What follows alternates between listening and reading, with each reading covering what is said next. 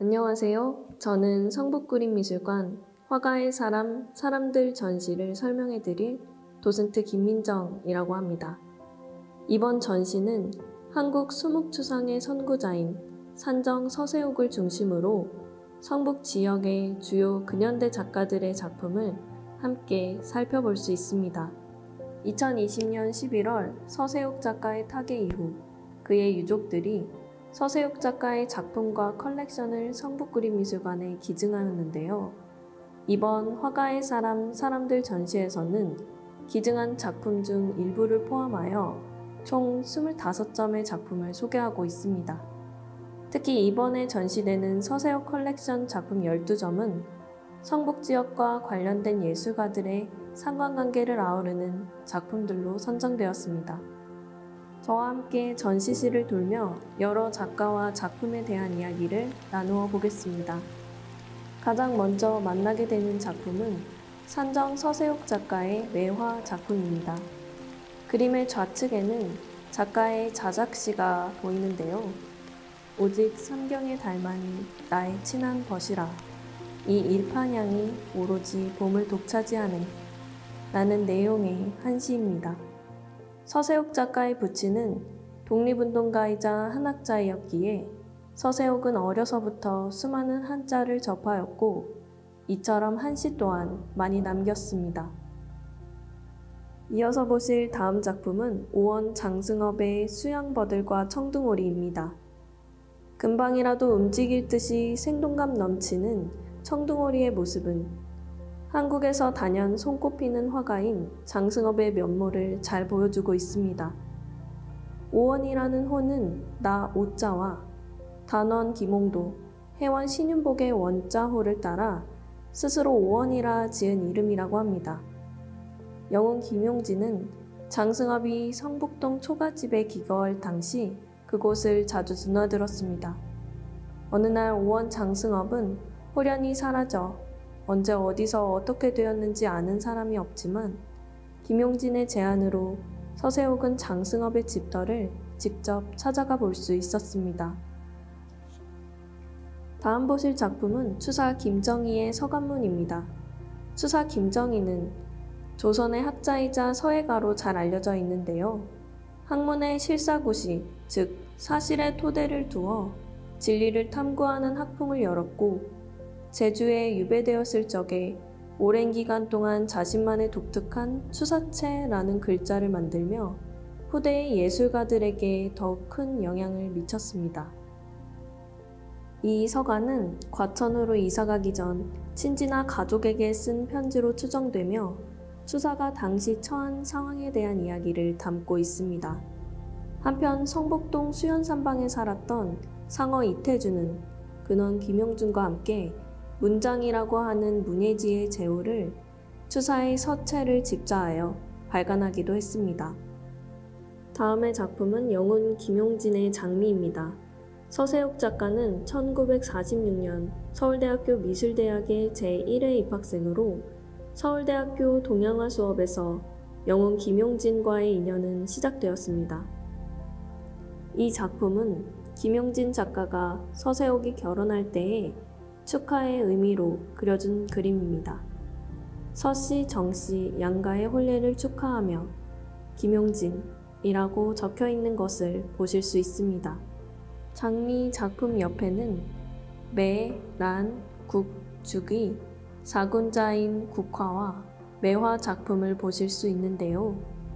그림의 한편에 적힌 글을 보면 서세옥 군의 부탁으로 무자년 11월 71세 늙은이 영훈 김용진이라고 적혀 있습니다.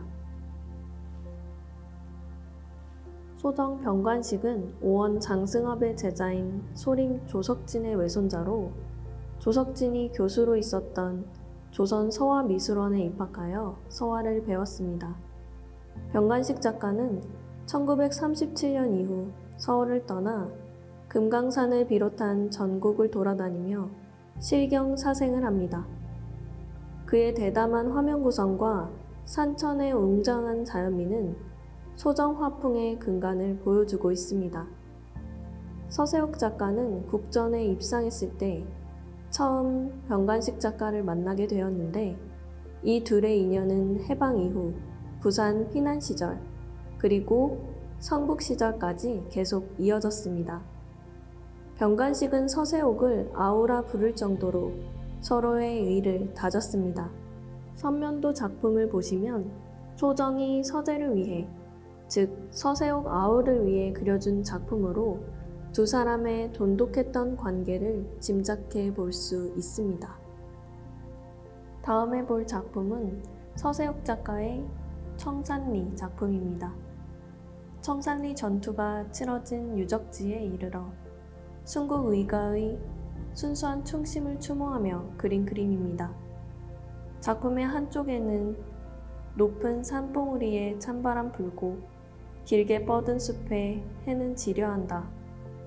늙은 만리의 손이 눈물을 뿌려 꽃다운 혼을 기리네 라는 한 시가 쓰여 있습니다.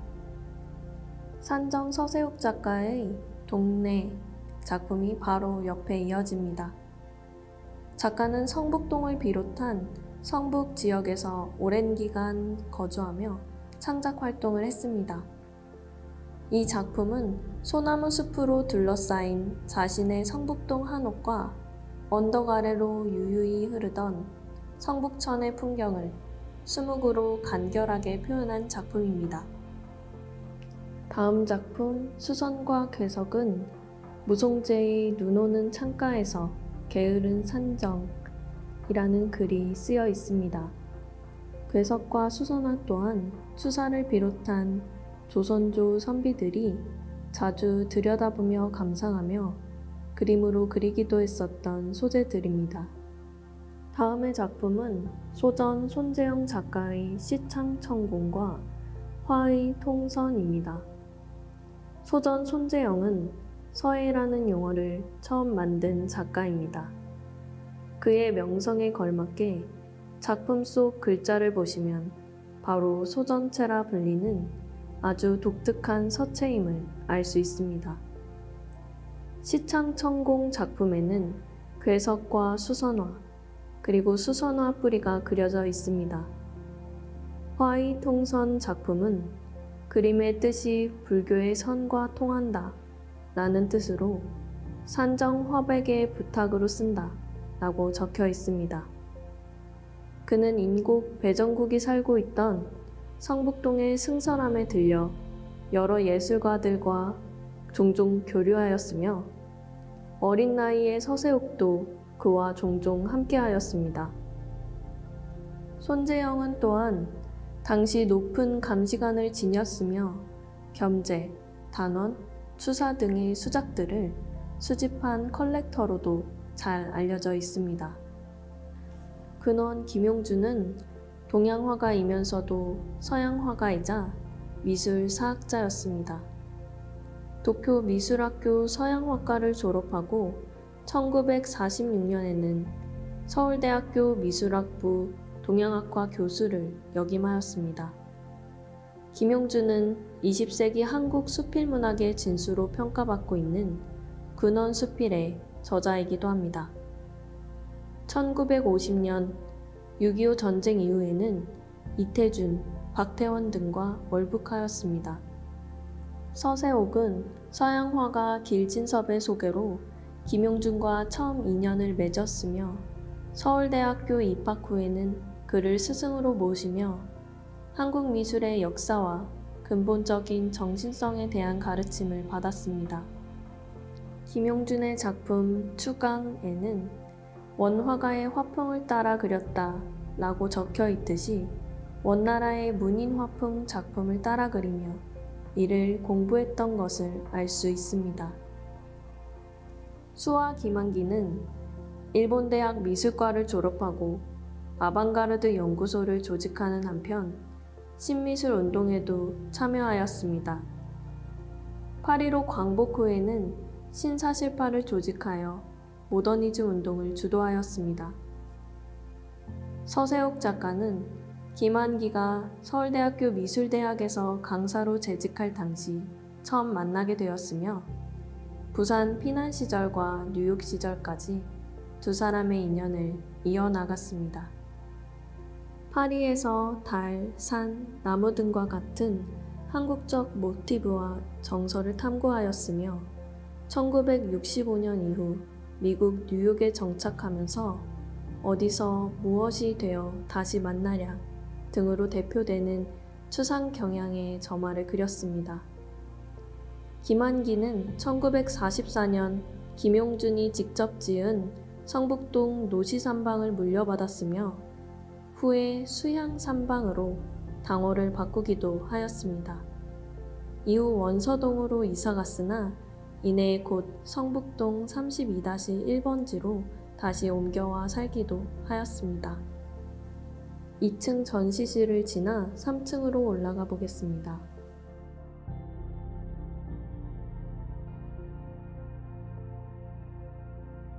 산정 서세욱 작가는 한국을 대표하는 수묵추상의 거장이라 알려져 있는데요.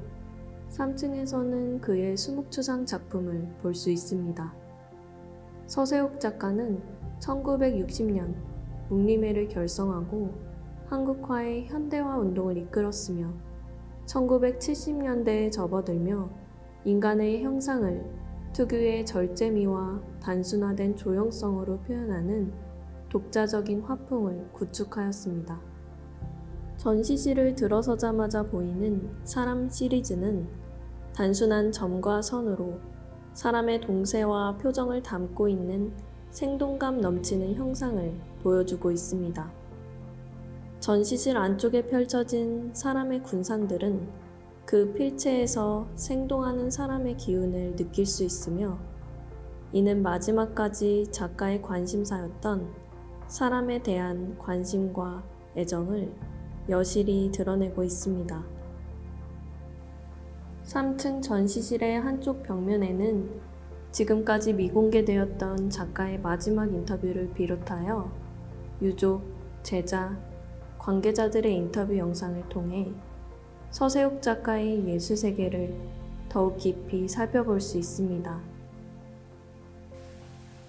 지금까지 화가의 사람, 사람들 전시를 관람해 주셔서 감사합니다.